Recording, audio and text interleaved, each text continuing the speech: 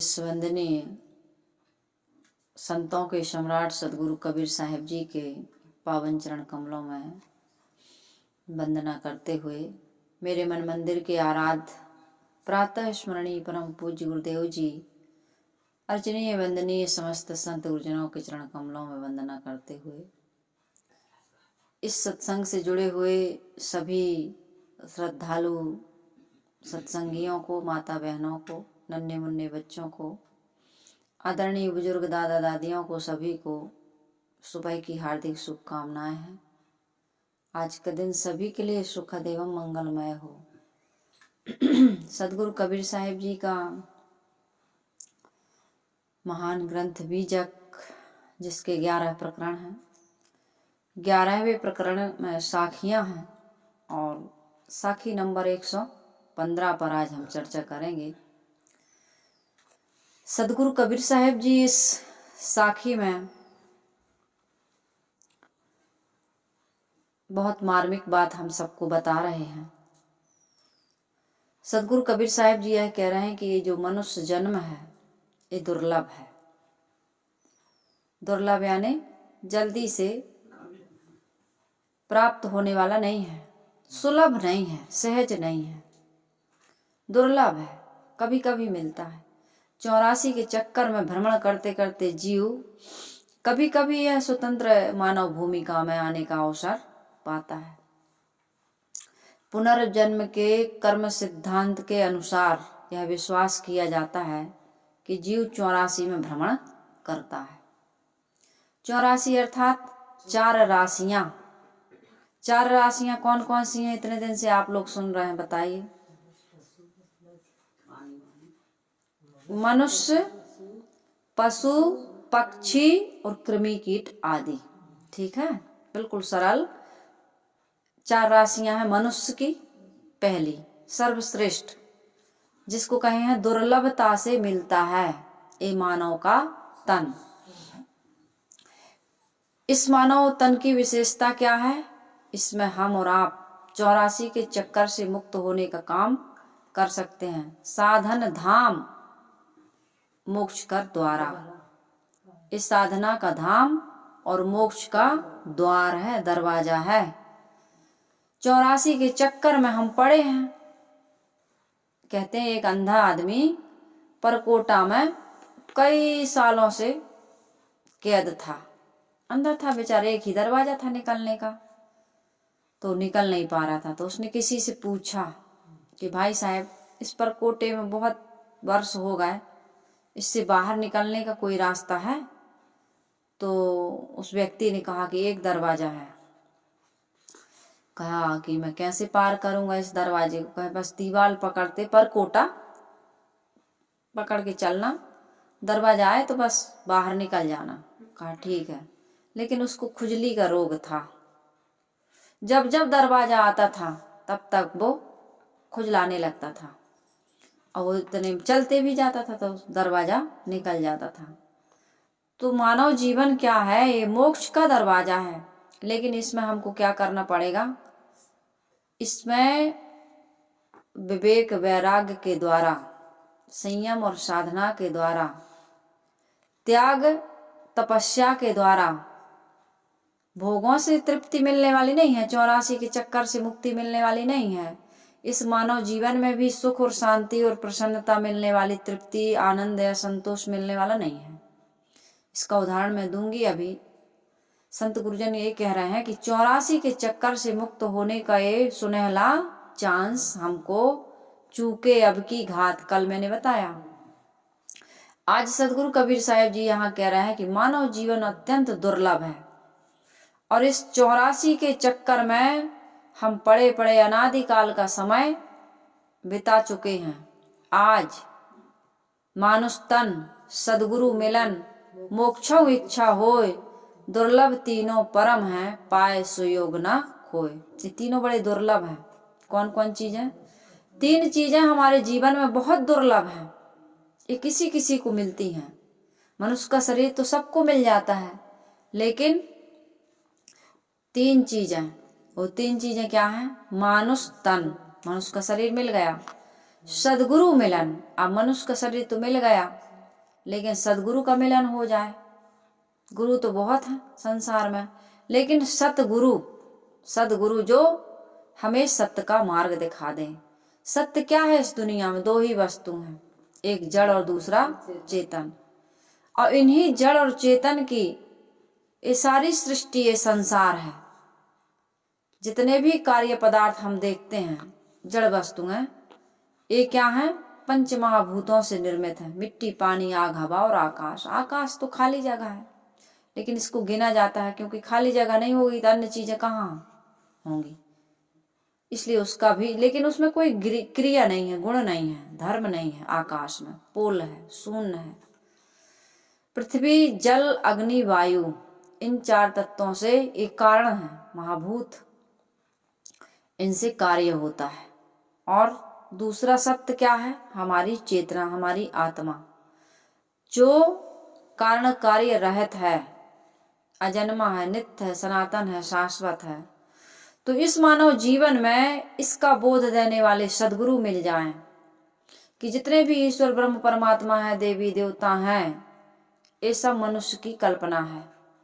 मनुष्य के अलावा संसार में कहीं कोई भगवान, ईश्वर, परमात्मा बाहर से जिस रूप में हम लोगों ने कल्पना में गढ़ के रखा है, वैसा मिलने वाला नहीं है। न किसी को मिला है और न मिलेगा। मनुष्य ही दैत्य है, देवता है। मनुष्य ही शैतान है और भगवान है। इसलिए मानुष तन सदगुरु मिलन, जो सत्य का बोध दें और मोक्षों इच्छा हो, मोह के क्षय की इच्छा, कि अरे मोह के कारण संसार में मैं भटक रहा था, 84 के चक्कर काट रहा था।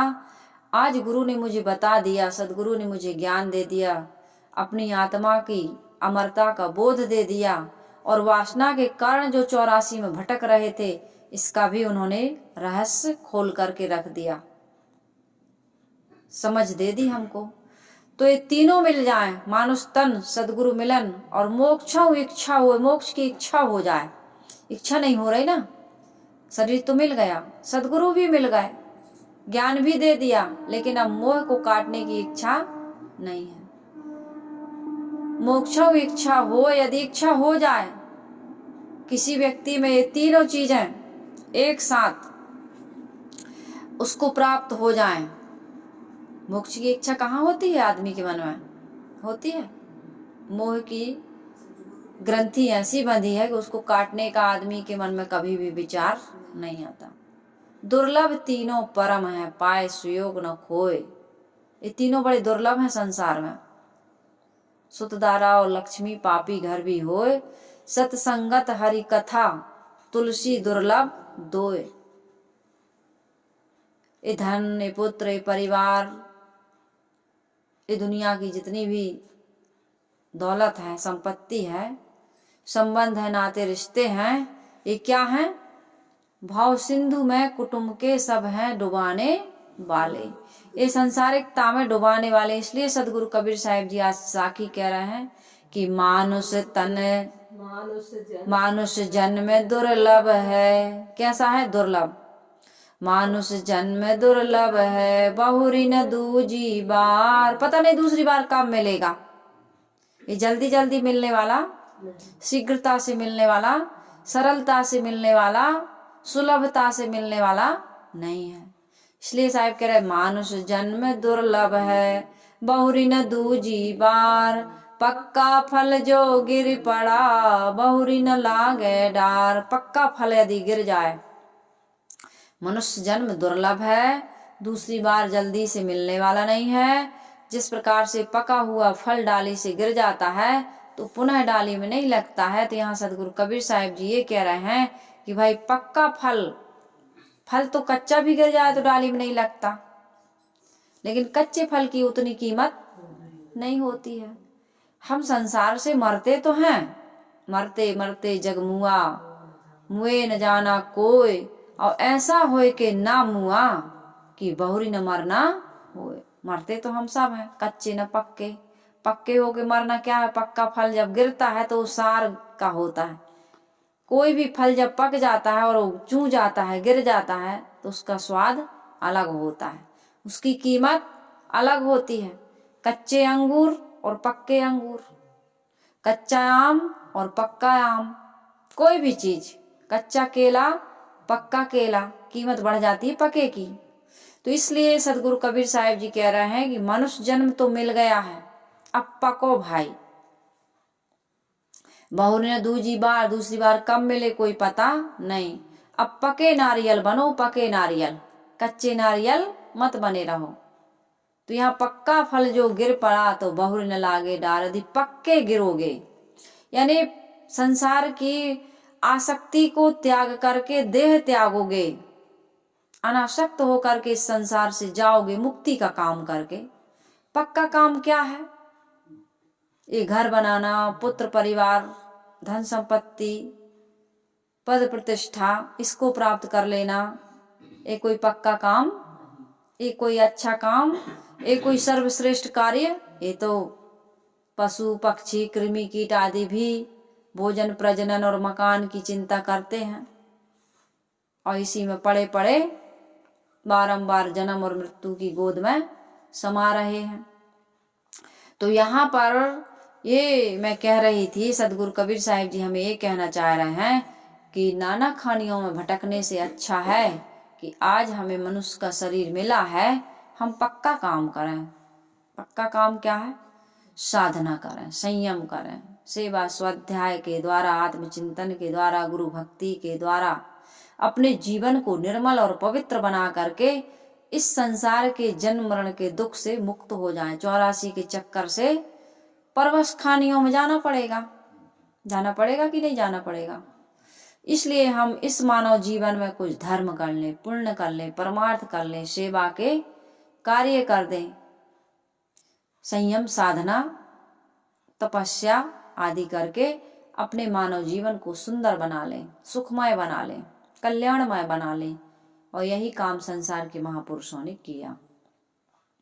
भोगों से तृप्ति मिलने वाली नहीं है, चाहे जितना धन कमा लो।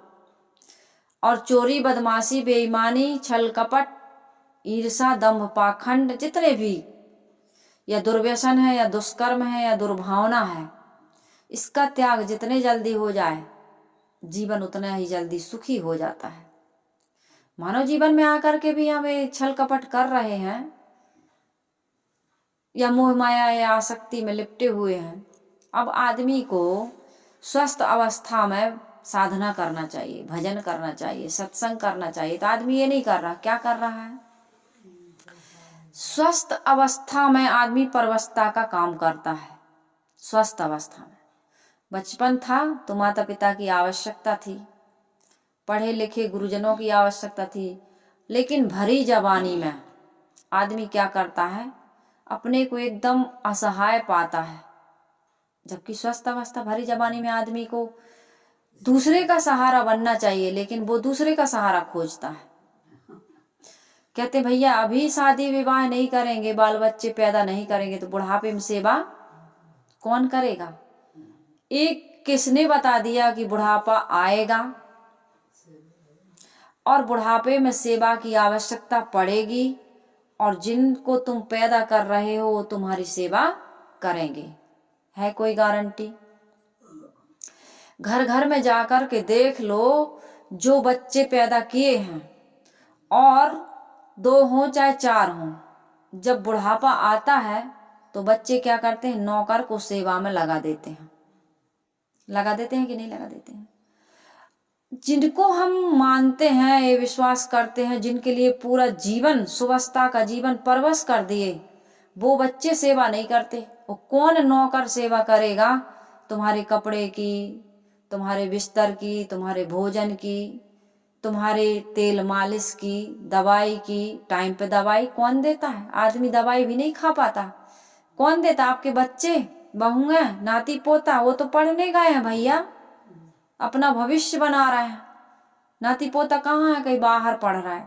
बेटा कहाँ है? कहीं दुकान पर, खलिहान में, खेत में काम करने गए हैं या नौकरी पर है। तो कहीं नौकर को लगा दिए। उस नौकर के बारे में तुमने सोचा था कभी कि ये व्यक्ति हमारी सेवा करेगा?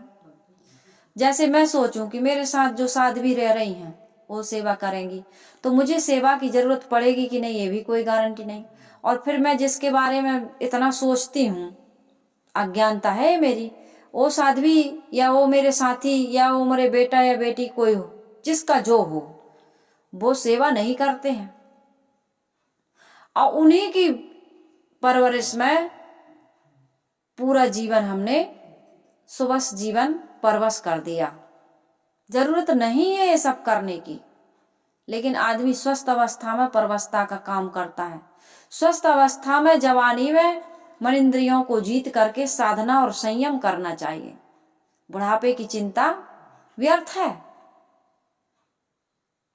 वो बच्चे, वो बहुएं, वो बेटे सेवा करें ना करें, ये कोई गारंटी, या सेवा की जरूरत पड़ेगी या नहीं पड़ेगी, क्या गारंटी है बताओ। मनुष्य के अलावा जितने भी देहधारी हैं, उनके जीवन में कोई ऐसा सिस्टम है क्या जिस सिस्टम को हम बना के चल रहे हैं, आप बना के चल रहे हैं। कितनी चिंता, कितना समझदार विवेकी हो करके कितनी मूर्खता का काम कर रहा है कि अपने बुढ़ापे की व्यवस्था कर रहा है जवानी में।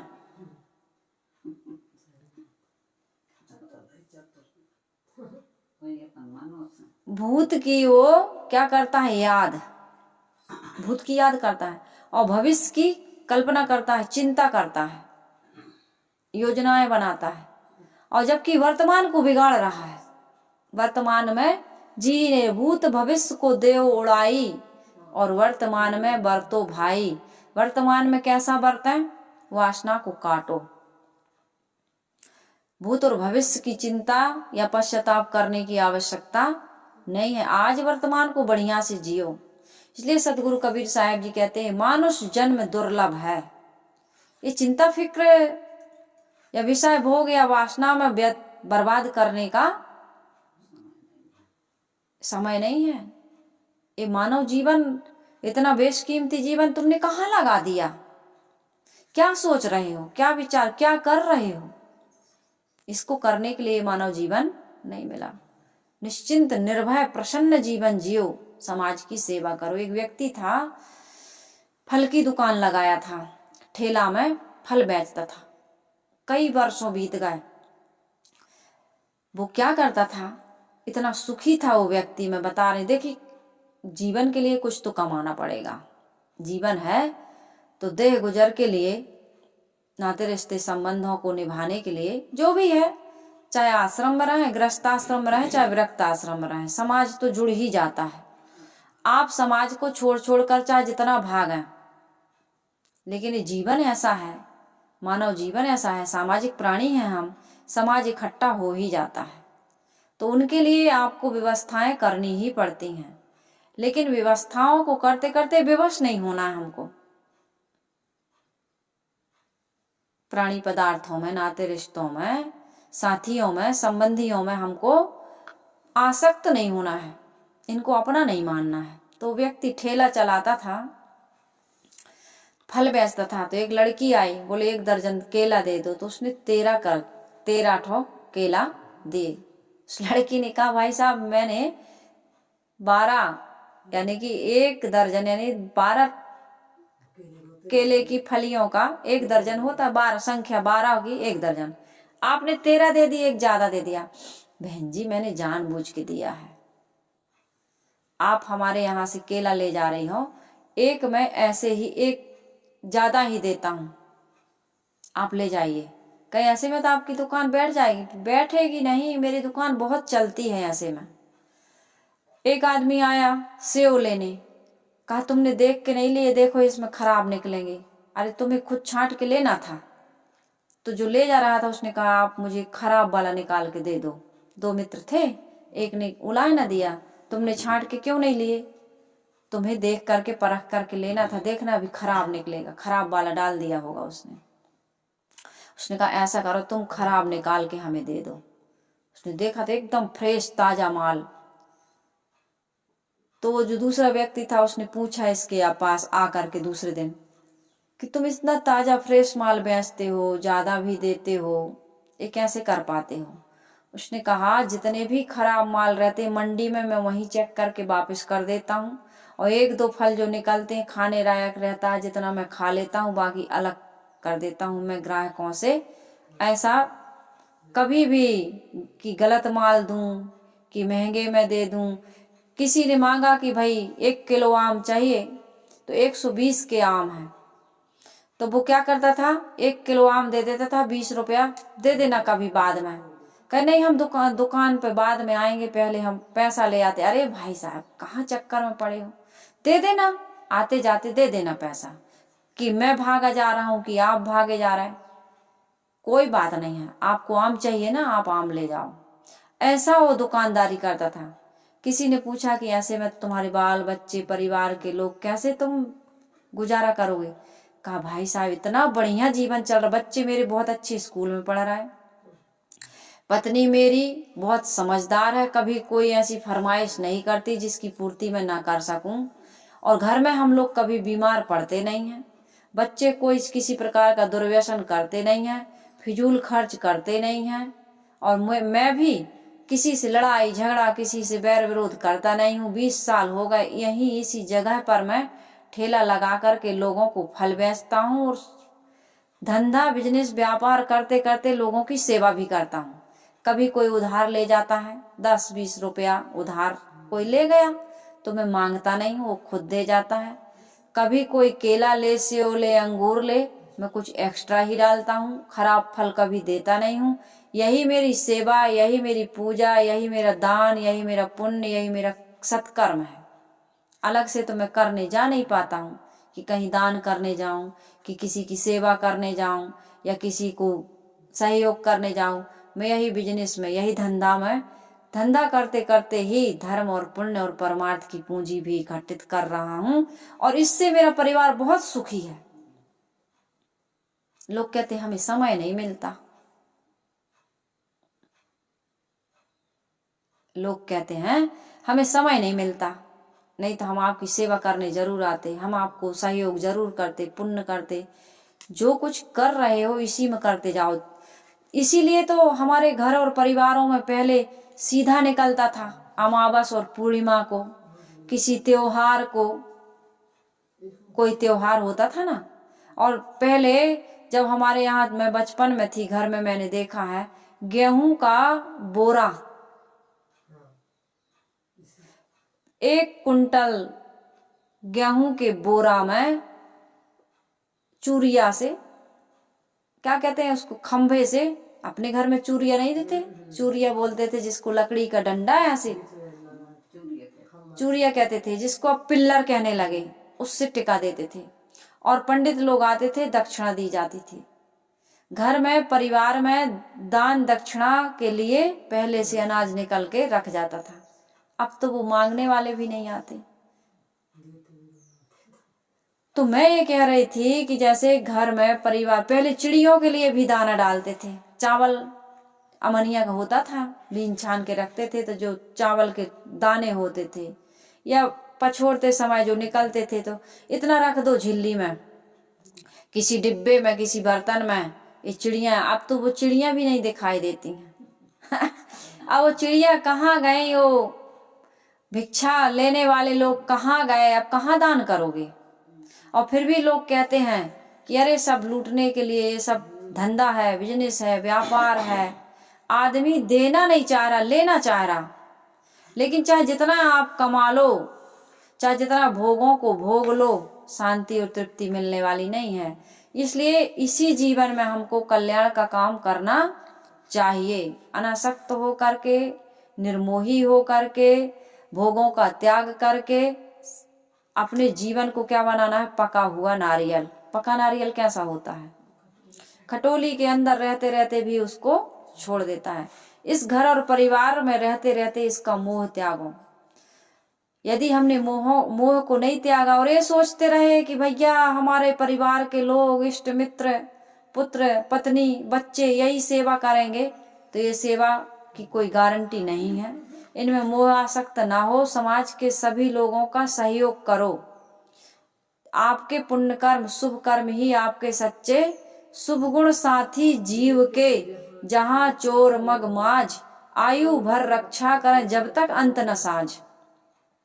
राजा दशरथ के 4 पुत्र थे, लेकिन अंत समय में किसी ने भी साथ नहीं दिया। द्रौपदी जी के 5 पति थे, लेकिन जब चीरहरण हुआ तो किसी ने उनकी सहायता, किसी ने सिर उठा करके भी नहीं देख पाया। इसलिए ये चिंता ना करो, ना अहंकार करो। जवानी में, स्वस्थ अवस्था में, मानव जीवन में आत्म कल्याण का काम करो। राजा भर्तहरि पिंगला वेश्या, अपनी पत्नी वेश्या, तो एक पिंगला वेश्या थी और एक पिंगला ये राजा भर्तहरि की पत्नी थी। इसमें इतने मोहासक्त थे, इतने पत्नी इनको प्रिय थी कि इतने विद्वान होते हुए इन्होंने नीति शतक, श्रृंगार शतक लिखा था। इतने ज्ञानी थे, विद्वान थे, लेकिन पत्नी के मोह में इतने आसक्त हो गए कि रनिवास में पड़े रहते थे। लेकिन जब पता चला कि रानी पिंगला किसी पर पुरुष में आसक्त है, दुनिया का ऐसे ही है, याम चिंतयाम सत्यम महिषा विरक्ता, उन्होंने वो श्लोक बनाया है कि मैं जिसका सतत चिंतन करता हूं वो किसी और पुरुष का चिंतन कर रही है, वो पुरुष किसी और स्त्री का चिंतन कर रहा है, वो स्त्री किसी और पुरुष का चिंतन कर रही। माता पिता, परिवार के लोग, बच्चों को कितना रात दिन उनका चिंतन क्या है? उनकी संतान, क्योंकि उन्होंने पैदा किया। लेकिन संतान का चिंतन क्या है? यही तो चक्कर है संसार में।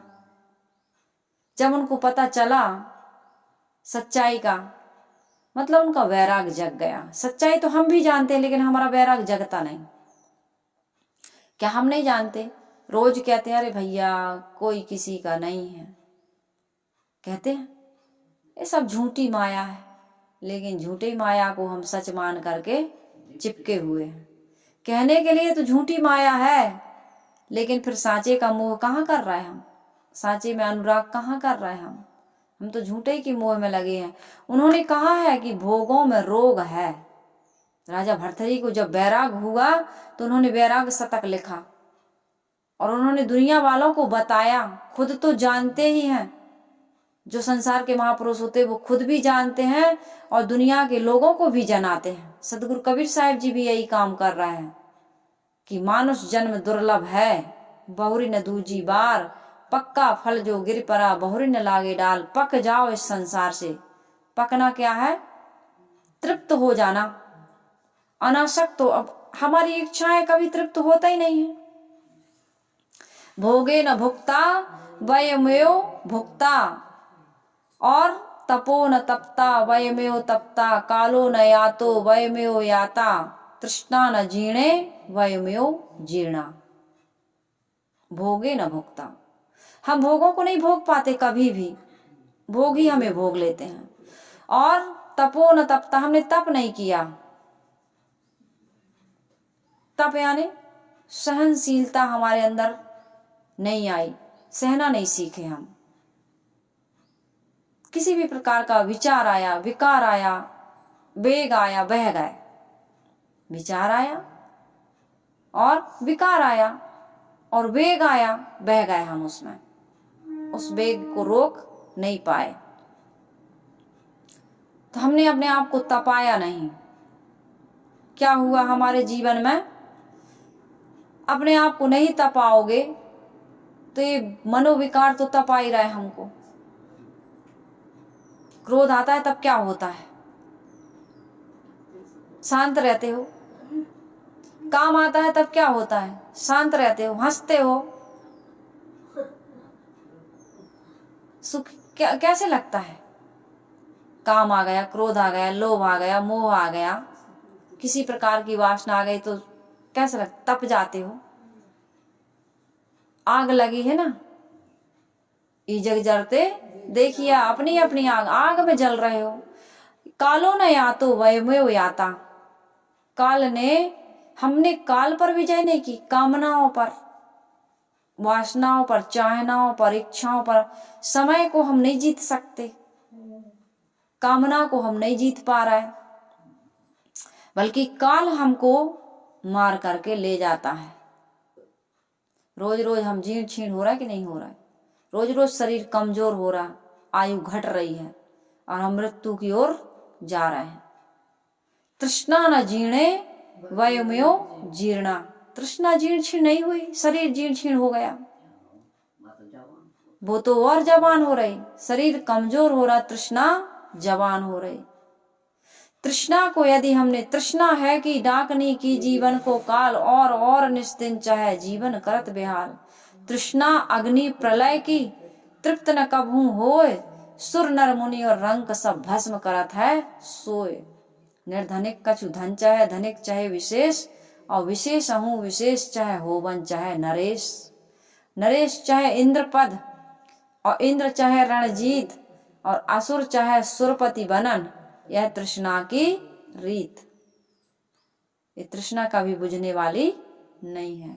इसलिए राजा भर्तहरि कहते हैं, एक श्लोक और आया है इसमें कि लब्धवापि चा बहून लाभान, सुखम मुक्तवा चिरन्यपि रिक्त हस्तश्च नग्नश्च यास्यामि मूसितो यथा।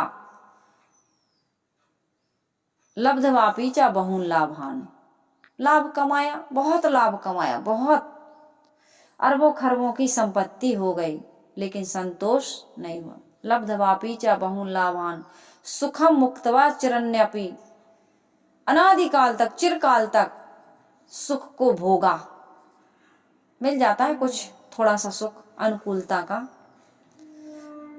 लब्धवापि चा बहून लाभान सुखम मुक्तवा चिरन्यपि, लेकिन एक दिन तो जाना पड़ेगा। और कैसे जाओगे, अमर तो नहीं है हम सब, जाना पड़ेगा कि नहीं जाना पड़ेगा। कैसे जाएंगे?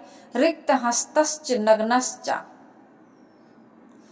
खाली हाथ और नंगे बदन, ऐसे ही तो जाते हैं सब लोग, रीते हाथ और नंगे नंगे, नंगे नंगे पैदा हुए थे, नंगे नंगे जाएंगे। यास्यामि मूसतो यथा, कैसे जाओगे? जैसे चूहा चुरा करके ले जाता है ना, सब कुछ ले जाता है, बिल में रख लेता है, ऐसे तुमसे सब कुछ छीन लिया जाएगा, लूट लिया जाएगा। मूसतो यथा, सब कुछ हमारा और आपका जवानी में जो कुछ भी ये बाहर के उपलब्धियां हासिल की हैं, ये सब रहने वाली नहीं है। हाँ, इसलिए हम सबको क्या करना चाहिए? भोगों का त्याग करना चाहिए और योग साधना संयम के द्वारा अपने मन इंद्रियों को जीत करके, अपनी वासना का त्याग करके, स्वेच्छा से शांति पूर्वक, प्रसन्नता पूर्वक इस देह की आसक्ति का त्याग करके आत्म कल्याण का काम यही है, पक जाना। पक्का फल पकना दुर्लभ मानव जीवन मिला है, इसको पकाना। हम पका नहीं रहे, गला रहे हैं। मर गए रे तुम्हारी चिंता में, तुम्हारी ना सही हो जाए, तुम्हारी जय हो जाए, तुम्हारे लाना मर गए, खप गए। बच्चे कह रहे कौन ने कही थी 5-5 ठाई पैदा करो। कल कह रही थी ना वो माता कि हमारे बच्चे तो कहते हैं कि कौन ने कही थी 5-5 पैदा करो। कौन ने कही थी बताओ? कौन ने कही थी कि बच्चों को पैदा करो, फिर उनकी परवरिश करो, फिर उनके चिंता में तुम अपने चिंतन करने योग्य जीवन को बर्बाद कर दो? ये किसी ने नहीं कहा। आदमी खुद अपनी अज्ञानता से व्यर्थ के काम कर रहा है। काग उड़ावत भुजा पिरानी, कहीं कबीर यह कथा सिरानी। अब अंत समय में पश्चाताप कर रहे हैं। बीत गए दिन भजन विनारे, जीवन खत्म हुआ तो जीने का ढंग आया, जब बुझ गई समातो महफिल में रंग आया। अब ऐसी अवस्था में आ गए हैं जहां हमारा किसी पर कोई अधिकार नहीं है, और कोई हमारी सेवा करे ना करे ये तो उसकी बात है। अब हमारा किसी पर कोई अधिकार नहीं है। यदि कर्म हमारे अच्छे हैं तो किस्मत हमारी दासी होगी, धर्म हमारा अच्छा होगा तो घर में मथुरा काशी होगी, और कर्म धर्म दोनों यदि हमने बिगाड़ लिए हैं तो गले में यम की फांसी होगी। यम यानी वासना का फंदा। अब दोनों बिगाड़ लिए, कर्म भी और धर्म भी। कर्म जब अच्छे किए ही नहीं तो धर्म कहाँ से होगा। इसलिए कर्म अच्छे करो। कर्म हमारे अच्छे होंगे तो किस्मत हमारी दासी होगी, कोई भी सेवा कर देगा। जिनका कोई नहीं होता है लेकिन कर्म अच्छे होते हैं उनकी सेवा हो जाती है। नहीं तो आदमी ऐसा मरता है, उसके पास इतना सब कुछ है लेकिन बच्चे उसकी अंतिम स्थिति में उन्हें अलविदा भी नहीं कर पाते। कहाँ कर पाते। लाश रखी है, इंतजार हो रहा है, हाँ, कि अभी आ जाएं। बस आने वाले रिश्तेदार कह रहे भाई जल्दी करो, इतना टाइम हो गया। कह फ्रीजर में रख दो। ये लाश को सड़ाना ये और होगा। इसलिए देवे दान कर दो। हाँ, फट से आए, बढ़िया। आंख भी दान हो गई, देह भी दान हो गया। बच्चे लोग कुछ सीखेंगे इससे। ये तुम्हारी हाड़ चाम को जला करके कुछ मिलने वाला नहीं है। इसलिए भाई मैं ये कह रही थी, सदगुरु कबीर साहिब जी की साखी, मानुष जन्म दुर्लभ है, बहुरिन दूजी बार, पक्का फल जो गिर पड़ा तो बहुरिन लागे डार। हम सबको ये करना है, इस जीवन को सुंदर सुव्यवस्थित ढंग से जी करके समाज की सेवा और आत्म कल्याण का काम करना है। नहीं तो इस संसार में सुखी नहीं रह सकते हैं हम। ये मानव जीवन की सफलता और सार्थकता इसी में है कि हम समाज की सेवा जो मिल जाए ईमानदारी पूर्वक कमाई करें, और उसी में जो ईमानदारी से करेगा दूसरे की सेवा भी कर पाएगा, वो फल वाले की तरह। कल भी मैंने बहुत सुंदर सुंदर कहानियां बताई थी। तो हम सबको अपने जीवन को सुंदर बनाना है और सुंदर बना करके सुखमय जीवन जी करके आत्म कल्याण का काम करें, इस मानव जीवन को सफल सार्थक बनाएं। इन्हीं शुभकामनाओं के साथ आइए हम सभी लोग गुरु वंदना कर लेते हैं। वंदन है गुरुदेव तुमको, वंदन है गुरुदेव, वंदन है गुरुदेव तुमको, वंदन है गुरुदेव। काल जाल के फंदा भारी, काल जाल के फंदा भारी, परख लखायो है तुमको, परख लखायो तुमको, वंदन है गुरुदेव, वंदन है गुरुदेव तुमको, वंदन है गुरुदेव। वेद शास्त्र सब खोजत हारे, वेद शास्त्र सब खोजत हारे, मर्म न जानत के तुमको, मर्म न जानत के तुमको, वंदन है गुरुदेव, वंदन है गुरुदेव तुमको, वंदन है गुरुदेव। गुरु समान और को दाता, गुरु समान और को दाता, ताकि करिए सेव तुमको, ताकि करिए सेव तुमको,